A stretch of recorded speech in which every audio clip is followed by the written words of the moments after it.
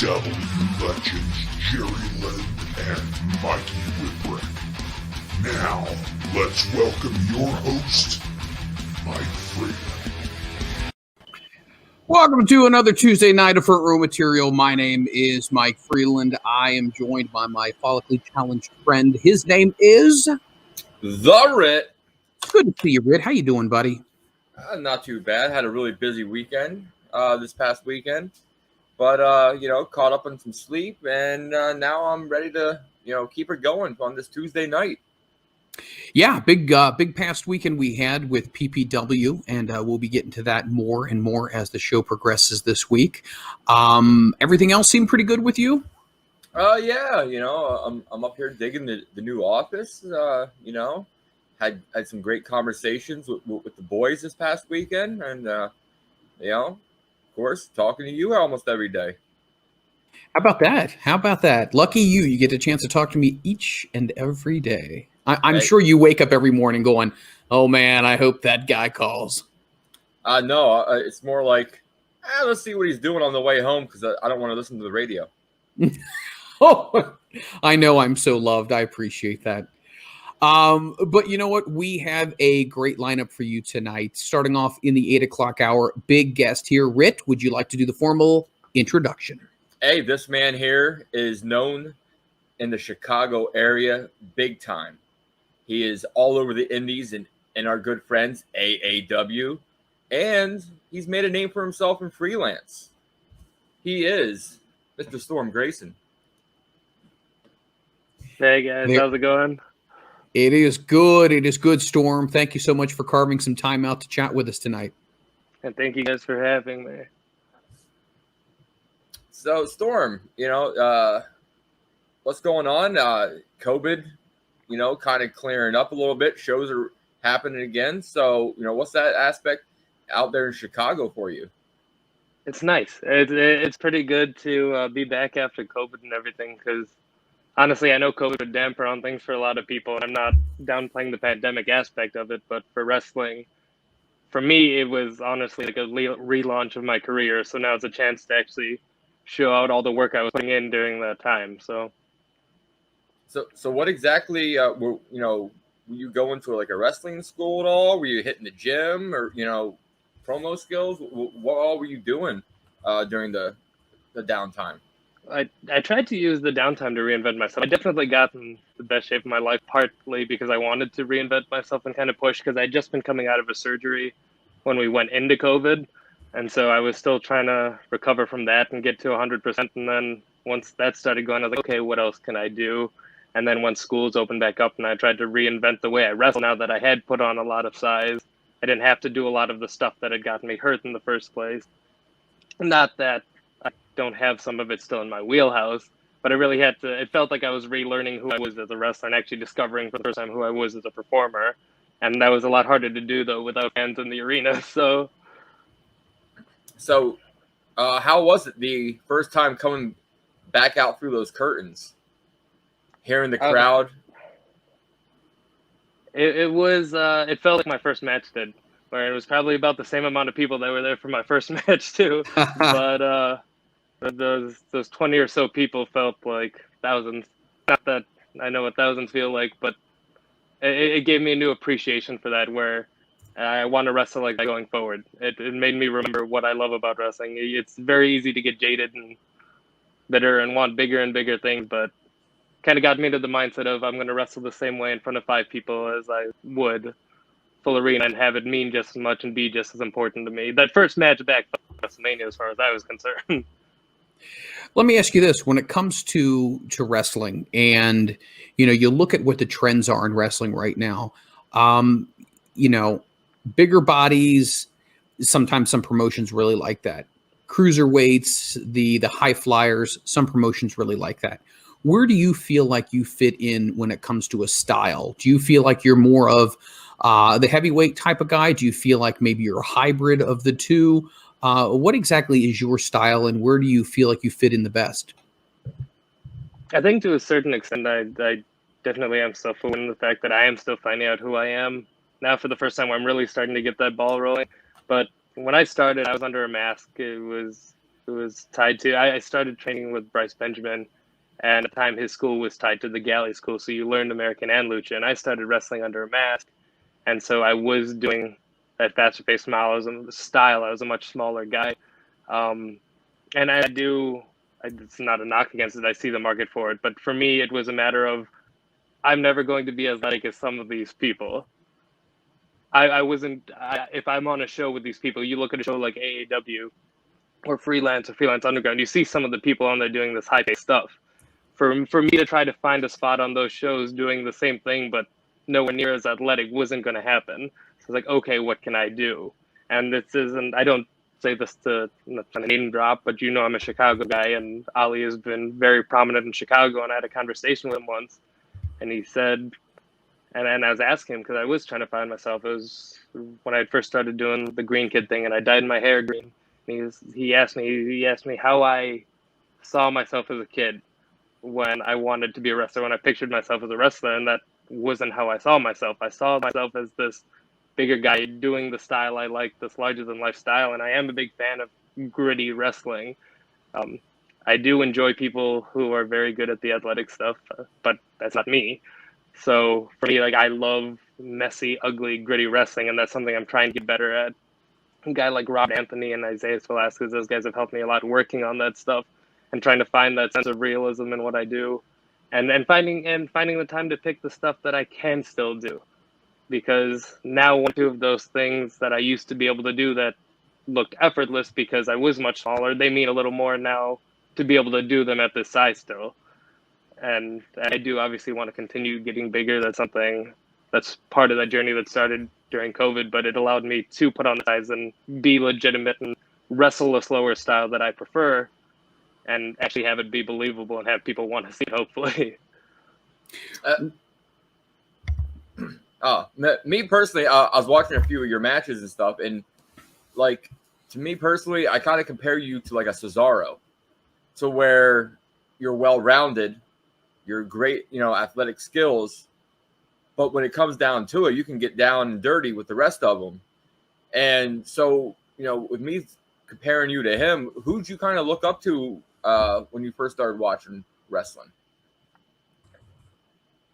Well, it's funny because the guys, first of all, it's a huge compliment. Thank you. I'm a big fan of that style of wrestling. It's the perfect example of the kind of wrestling I like and someone who I want to wrestle a similar style to. But growing up, I was a fan of crash style wrestling, like Jeff Hardy, like these big crazy things, and that's what I wanted to do, and that's what I was doing when I first started wrestling. I was jumping off of everything I could, but a guy like Jeff Hardy, he wasn't doing all the in between fast stuff. It was those big moments, and sure I could do those, and then wrestling started to evolve into all these high paced transitions and all these athletic things that I was like, okay, that I can't do. And I wanted to, and I wanted to say I could, but and I think there is a lack of self-awareness at times, like when you want to do something that's maybe out of your wheelhouse. And then I think I have to humble myself and be like, okay, you can't do that, but that allows me to be a style like Jeff Hardy now, where I can pull out those things every now and then when I need to.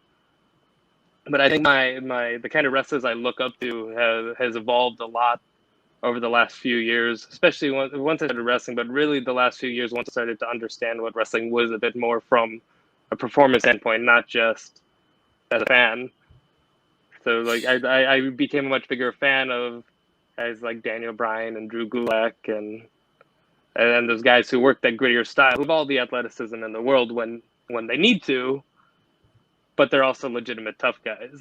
Everything they do is believable, and I love that about that style of wrestling. It's interesting you mentioned different styles. I mean, one unique style that always comes to mind is Shikara. That definitely has its own very unique style. GCW definitely has its own style. CZW has its own style.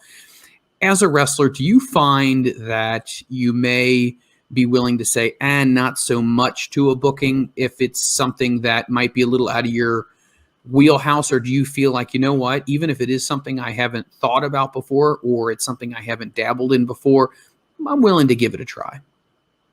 No, I think I'm definitely open-minded to it, and I think that's something that's come with the maturity of being a performer. the last few years is because there was a lot of opportunities I blew from trying to wrestle a style that wasn't my style. I mean, you get on a pre-show at some of these more well-known companies, and you're seeing these guys do these crazy things, and you try to wrestle that style, but that's not what you do, and that's not why you were brought there either. And there were definitely a couple of times where I got these opportunities and I wasn't brought back and they told me like we've got a million guys on the show doing that already. And so I think the biggest thing that kind of came out of COVID for me was that confidence. And I know that's something I've really tried to enforce at AEW, even though it's most of the stuff I've done has been these shorter matches. But when you're on a card with people who are doing things you couldn't even dream of doing, you can't go try to wrestle their style. You have to do what you do and try to get what you do over. And sometimes it doesn't work. But I think that's the goal at this point for me, is to try to wrestle the same way I do on any show and adapt it, rather than trying to completely change what I do and do what they do. But that's what they do. That's not what I do. You got to stick. I think I got to stick to what got me there at a certain point, and while still trying to cater to what those people paid to see, because they deserve to see that.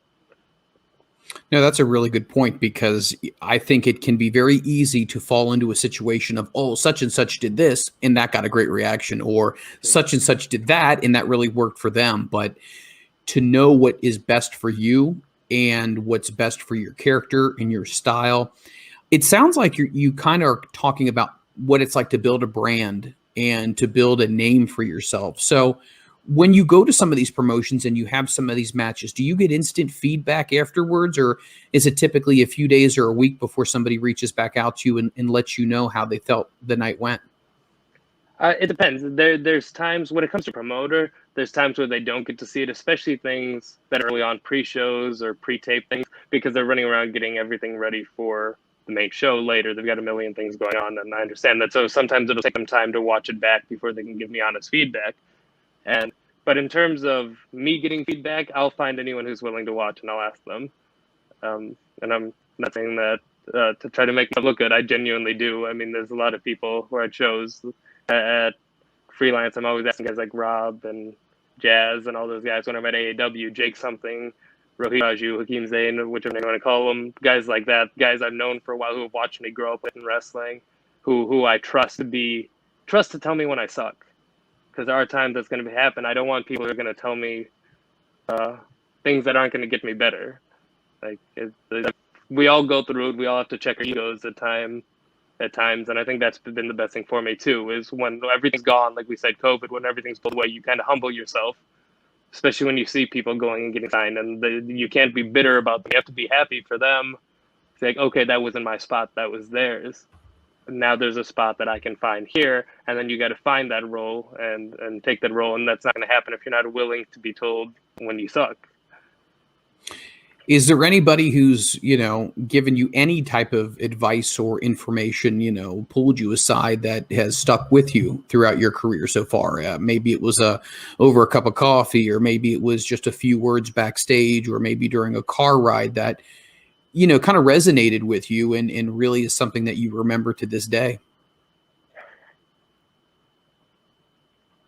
That's a tough one. That's a tough one on the spot. But I guess the most recent example, like it was kind of actually, I just stole part of it, was from Robert Anthony when he first came to help out training at the Freelance Wrestling Academy. That is where I trained in Chicago. And it was just about like attitude for wrestling and bitterness and stuff like that. And it was while everyone was getting signed. It was a matter of like, hey, this business isn't designed to make it. And like, it's really easy to get caught up and be miserable. No one wants to see you wrestle when you're miserable. It's not fun for anyone. It's not fun to do. It's not fun for people to watch. And he really put a lot of things into perspective, which made me really appreciate every match. And if it was, he said it. He said if it was your spot, you would have that spot. That wasn't your spot. That wasn't your path. And there was a lot of frustration with a couple surgeries early on and wrestling and all these setbacks. And every time I'd get more frustrated, but the more frustrated you get, you dig this hole deeper. And the deeper the hole, the harder it is to get out from it. And the last year, really, even including COVID, even those little empty arena shows, I've had more fun wrestling over the last year than I probably ever have. And in turn, I think I've seen more success from it. I've had opportunities I never would have. And I think a lot of it comes down to attitude and me actually just letting go and having fun and being appreciative of every little opportunity rather than trying to figure out why I'm not somewhere else I want to be. And I think in turn, that's where the success comes from. If you're not, and I went to, okay, fine, another piece of advice, and it was Kylie Ray. She passed it down to me, was if I believe the quote was, if you're not happy where you are, you're never going to be happy where you're going. And that really made me like slow down and appreciate things and work on the little things that I think have gotten more opportunities. Well, you sit there and like when you train in wrestling, you train for the crowd. How did you adapt, wrestling in front of empty arenas with, nobody there? It was the hardest thing I've ever done. I mean, when you're training, you do all these practice matches, and they always say these are the hardest matches you'll ever have because it's awkward. You're in front of your peers, and that's it. And there's no instant feedback. But it'll be easier once you're in front of a crowd, and then you do it, and you think you're never gonna have to do it again on an actual show. And then all of a sudden, now we're wrestling on shows in front of nobody, and it was hard because I think if it had been a few years ago for me, it would have been a lot easier because I wouldn't have the confidence or freedom to listen. I wouldn't even begin to know how to listen to a crowd. I'd just be doing what I decided I was going to do. Not it either way, but the stuff I've been working on with guys like Robert Anthony and Isaiah are learning to listen to the crowd and do stuff that you feel is right, and then trying to put that stuff into play that you're learning and you can't do it because there's no actual feedback. I know that the Fight Forever show and the 24-hour live stream in Philly was one of the hardest matches I've ever had. It was only about 6 minutes, and it was with a guy I've trained with for the last year or so, and just the awkwardness of being in that room with nobody, it was a surreal experience. It was cool once it was over to say we got through it, but it was definitely weird, and I hope I never have to do it again. But I think it added some confidence that if I ever do, it'll be fine. Like practice matches, things like that, tryout matches, stuff like that. You already had to do it on a real show. Now it's fine. Like you can get through it. When it comes to obviously wrestling on the indies, is there certain people that you've gotten a chance to work with that you feel like you really clicked with? I know you kind of touched upon some of those before, but is there anybody that you felt like you had instant chemistry with the moment you started working with them?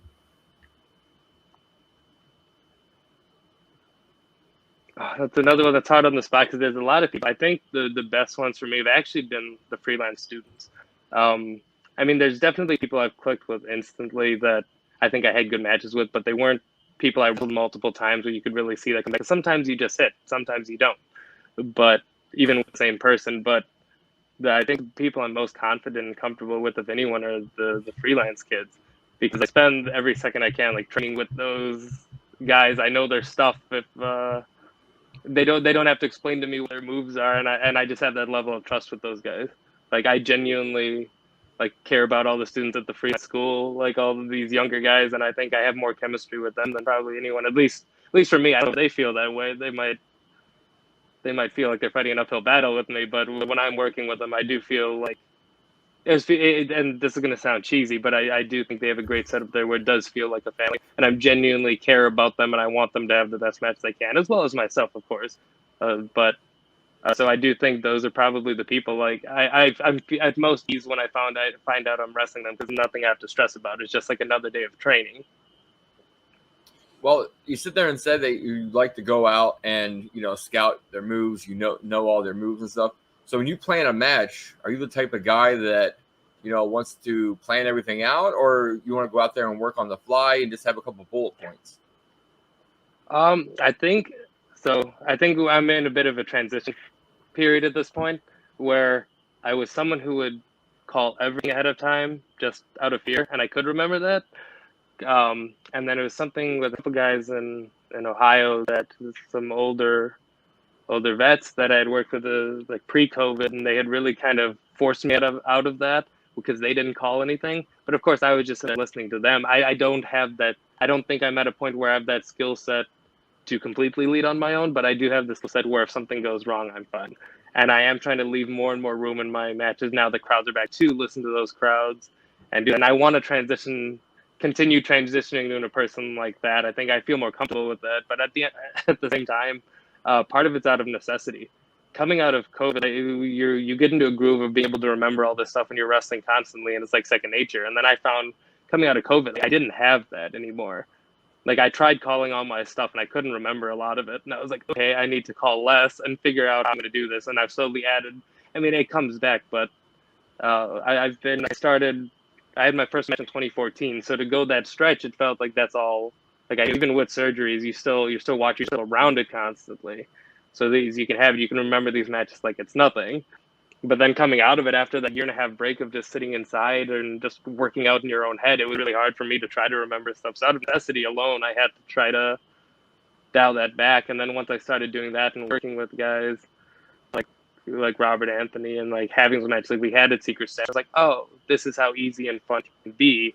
That's the point I want to get to. And I know I keep bringing him up, but I think him and Isaiah have been like the two most influential people over the last couple of years who have really helped me find myself as a wrestler. And that takes nothing away from Bryce. Bryce has been my trainer since 2013. He taught me everything I knew.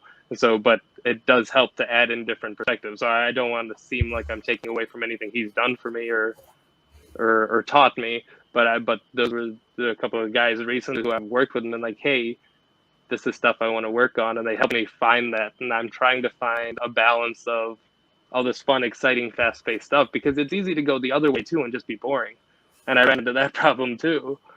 I think I'm just trying to find a balance where I can call what I need to call and then just listen and learn to feel everything else. You'd mentioned before, obviously, injuries and things happen. What kind of injuries, talk to us a little bit about the bumps, the bruises, the aches, the pains, all that kind of stuff that, a lot of people don't understand that wrestlers go through. I know there's a litany of them if you want to share a few of those with us. Yeah. I mean, I've had the usual ones that all the rest have, the perpetual lower back pain and the neck pain and all that stuff, and minor sprains and stuff like that. But the two major ones I had were I've had surgery on both my shoulders. The first one was a long time coming. It was just a matter of having the time to do so, or finally just going like, okay, I need to get this taken care of. And that was the first one. And then unfortunately the right was kind of all at once. I tried I mentioned my love for Jeff Hardy and all those guys, and I tried to take the 4 table bump from the ladder, and none of them broke, and I just kind of bounced off, and the only thing that really exploded was my shoulder. So that one was all at once. That one I had to get taken care of right away. But and I just come back from that one right before we went into lockdown. So it was just I probably had 2 matches before we went into lockdown. 2 singles matches anyway before we went into lockdown. So. When it comes to wrestling, we often talk to people, and it's an interesting story about where they got their gear. Was it something that was a hand-me-down, or was it something that somebody put you in contact with another person? How did you end up finding your first set of gear? How did that? What was the process of that? So my first set of gear, which was very mismatched. The mask, I mentioned the mask earlier. That was passed down to me through the Lucha Company. I believe a couple of people have had that mask before me. And at first it was just given to me for a chance to kind of try to get it in front of a crowd and get some reps in before, because I had other intentions. I didn't plan on wrestling with the mask, but it was a nice way to ease me in and then kind of caught some momentum. But I my first match, I was wearing that mask that was passed down to me, Bryce's trunks, and a pair of boots that were given to me by another one of the assistant trainers, Mason Conrad at the time. And so and then my training knee pads. Also, none of these matched in color, by the way. It was a red and gold mask, whitish silver trunks, cream colored boots, and black knee pads. So I looked like $1,000,000. But after that, because that match was out of nowhere, my first match. That was due to a cancellation. This was my second match. But by the second match, they had found the rest of the set that matched the mask. So I looked a little better for that one at least. And then I slowly just kept piecing together generic stuff that matched the colors. And then it goes, once I lost the mask, like, okay, let's find who I am, try to get custom stuff made. And then that's gone through a series of that. So I'm now at a point where I can have my own custom stuff. But that first match was not my finest look. When it comes to, I'm glad you brought this up. Sometimes there's cancellations, or sometimes people can't get to the venue because of weather, or maybe a personal reason came up, or travel reasons. We've heard sometimes that promoters will just tell people to come on over, even if you're not necessarily booked for the show, and just, kind of hang out, because anything is possible. Are you a big believer of that as well? Just, hey, you know what? There's a show that's not that far. I'm going to grab my stuff and go, and just maybe hang out with the boys in the back, and if they need somebody. Absolutely. And that's how any of the stuff I've done at AW happened. I got permission to come help with the ring crew, and that's the case. I mean, the only reason I started working and I did was due to cancellations. I was there helping with sound. It was underground. At the time, it was just underground wrestling. Now it's freelance underground. But someone had to cancel, and I was there. I had a mask and kind of gear, and they asked if I could go, if one of the vets could help me through it for about 6 minutes. We went about 3, and the finish wasn't, once again, my finest hour, but we got through it enough for them a week later at the Lucha half of that building for Galley, when someone else no-showed, to get another chance at it, and that one went slightly better. And the rest is history. After that, they booked me in advance for the next one. So Wow. I